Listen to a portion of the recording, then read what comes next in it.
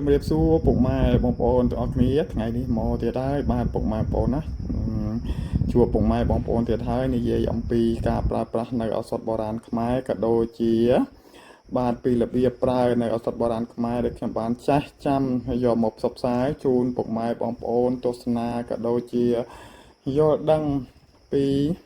បាទរុក្ខជាតិខ្លះដែលបងប្អូនមិនទៅស្គាល់ឈ្មោះបាទហ្នឹងហើយរុក្ខជាតិនេះគឺមានឈ្មោះថាស្មៅកក់ក្តាមផ្កាពណ៌សពុកម៉ែបងប្អូនណាហ្នឹងហើយកក់ក្តាមវាមានពីរប្រភេទវាមានផ្កាពណ៌សហើយនិងផ្កាពណ៌ក្រហមហើយអត្ថប្រយោជន៍នៃឬក៏គុណសម្បត្តិនៃរុក្ខជាតិនេះគឺគេប្រើប្រាស់រុក្ខជាតិទាំងមូលសម្រាប់កកមួនរលាកទងសួតរលាកបំពង់កគ្រុនចាញ់រលាកថ្លើមស្បែកលឿងឈឺសន្លាក់ដៃសន្លាក់ជើងរលាកបាទរលាកប្រមាត់បញ្ចុះទឹកនោមរាកមូលហើយបើសិនតែគេប្រើលក្ខណៈនៅខាងក្រៅវិញគឺគេបិទដំបៅបិទនៅកន្លែងឆ្កែខំបិទនៅកន្លែងពោះចឹកឬក៏យកមកកក់ក្បាលដើម្បីសម្អាតអង្គែបាទសម្អាតអង្គែហើយចន្លោះប្រើ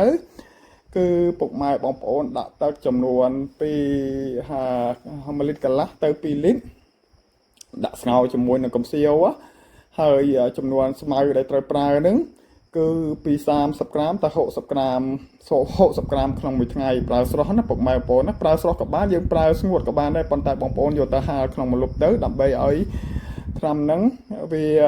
រក្សាគុណភាពបានល្អណាពុកម៉ែបងប្អូនហាលនៅម្លប់សពទៅពុកម៉ែបងប្អូនយកទៅស្ងោរហ្នឹងទៅវាពូកែណាពុកម៉ែបងប្អូនណាហ្នឹងហើយស្ងោរដូចពី30ក្រាមទៅ60ក្រាមទៅក្នុងទឹកពី1លីត្រកន្លះទៅ2លីត្រដូចខ្ញុំជម្រាបប្រាប់មិញហើយស្មៅនេះមានអ្នកខ្លះហ្នឹងគាត់ច្រឡំថាស្មៅកំហូរក៏ពិតមិនមែនទេណាពុកម៉ែបងប្អូនណាហ្នឹងហើយគឺស្មៅកក់ក្តាមផ្កាពណ៌សហ្នឹងហើយចាំឲ្យច្បាស់ក៏លោកមានពុកម៉ែបងប្អូនណាគាត់ច្រឡំឈ្មោះហ្នឹងហើយអ្នកខ្លះហៅអញ្ចឹងអ្នកខ្លះហៅចោះទៅអ្នកដែលរកឆ្នាំក្រោយហ្នឹងគាត់អត់បានស្គាល់រុក្ខជាតិហ្នឹងច្បាស់លាស់ទេអញ្ចឹងការហៅហ្នឹងគឺហៅសុំឲ្យហៅត្រូវឈ្មោះតែមួយទៅវាស្រួលសនុកយើងហ្នឹងរករុក្ខជាតិហ្នឹងឃើញទៅហើយវាច្បាស់បាទមិនមែនស្មៅតំហោទេគឺស្មៅកក់ក្តាមណាពុកម៉ែបងប្អូនណាទាំងអស់គ្នាចាំហើយរុក្ខជាតិនេះវា